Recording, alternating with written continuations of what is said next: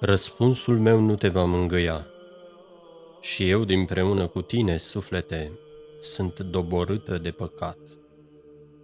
Cele ce-mi spui mi-s cunoscute pe deplin. Cum îți voi ajuta de vreme ce eu însumi primesc lovituri aducătoare de moarte?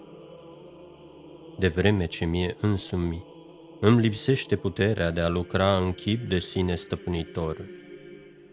În lucrarea mea necontenită, ce mi-a fost dăruită de Făcător și care este însușirea mea aparte, sunt neîncetat supusă înrăuririi străine. Înrăurirea aceasta este cea a păcatului, de care sunt vătămată și adusă în neorânduială. Această înrăurire mă depărtează neîncetat de Dumnezeu, de veșnicie, mă trage în amăgire prin lumea cea deșartă și trecătoare, în amăgire prin mine însămi, în amăgire prin tine, suflete, în amăgire prin păcat, în amăgire prin îngerii căzuți. Neajunsul meu de temelie stă în împrăștierea care mă siluiește fără contenire. Doborâtă de împrăștiere, plutesc, rătăcesc prin lume fără nevoie și folos, asemenea duhurilor căzute. Aș vrea să mă opresc, dar nu pot. Împrăștierea mă răpește, mă duce. Răpită de împrăștiere, nu pot să te privesc cum se cuvine nici pe tine, suflete, nici pe mine însămi. Din pricina împrăștierii nu pot să iau aminte cum se cuvine la cuvântul lui Dumnezeu. La arătare mă înfățișez cu luarea minte, însă în vreme ce mă străduiesc să iau aminte, fără de voie mă abat în toate părțile. Mă lasă purtată foarte departe, către lucruri cu totul străine, a căror cercetare nu doar că mi este nefolositoare, ci chiar și cât se poate de vătămătoare.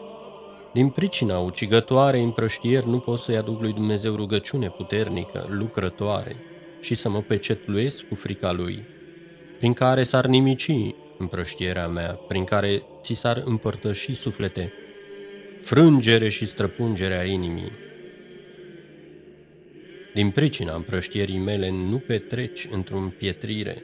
Fiind tu împietrit și nesimțit, eu mă împrăști și mai mult. Împrăștierea este pricina slăbiciunii mele în lupta cu gândurile păcătoase. Din pricina împrăștierii simt întunecare și apăsare, atunci când mi se înfățișează gândul păcătos. Nu-l recunosc deodată, dacă este ascuns sub un pretext, și chiar când este vădit păcătos, întrarmându-mă împotriva lui, nu dau dovadă de ură hotărâtă și neîmpăcată. Intru în vorbă cu ucigașul meu, mă îndulcesc de otrava ce aduce moarte, pe care el o strecoară în mine cu viclenie. Rare ori sunt biruitor, adesea biruit. Din pricina împrăștierii mă fac uituc, uit de Dumnezeu, uit de veșnicie, uit cât de schimbătoare și amăgitoare este lumea. Mă las atras de ea și te trag, suflete, după mine. Uit păcatele mele, uit căderea mea, uit starea mea cea jalnică. Într-o întunecarea și amăgirea mea de sine, încep să caut în mine și în tine vrednicii. Încep să caut, să cer recunoașterea acestor vrednicii din partea lumii mincinoase, care e gata să le recunoască pentru un minut, ca după aceea să-și bată joc cu mai multă răutate. Vrednicii nu sunt noi. Vrednicia omului a fost cu totul spurcată de cădere și omul va gândi cu dreptate despre sine dacă, așa cum sfătuiește oarece mare nevoitor, se va socoti pe sine o urăciune. Cum să nu fie urăciune ființa neputincioasă, prea nimicnică, ce a fost chemată din neființă la ființa de atotputernicul ziditor al tuturor celor văzute și nevăzute, și s-a întrarmat împotriva ziditorului său? Cum să nu fie urăciune ființa care n-are nimic care să fie al său, ce a primit de la Dumnezeu totul și s-a răsculat împotriva lui?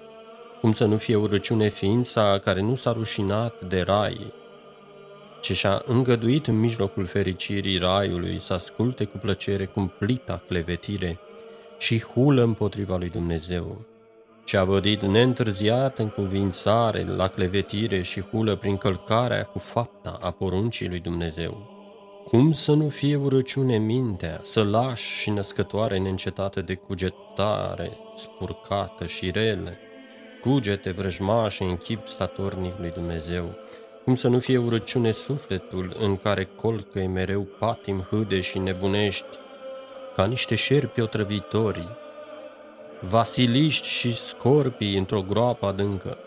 Cum să nu fie urăciune trupul zămislit în fără de legi, născut într-o păcate, unealta păcatului în vremea scurtei vieți pământești, izvorul de putoare ucigătoare după sfârșitul acestei vieți?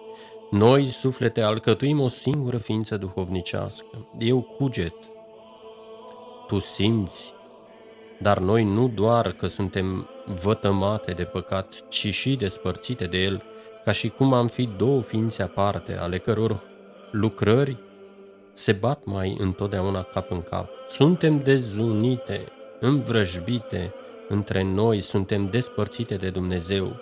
Prin păcatul care viază în noi, suntem învrăjbite cu însuși atot Sfântul și atot desăvârșitul Dumnezeu.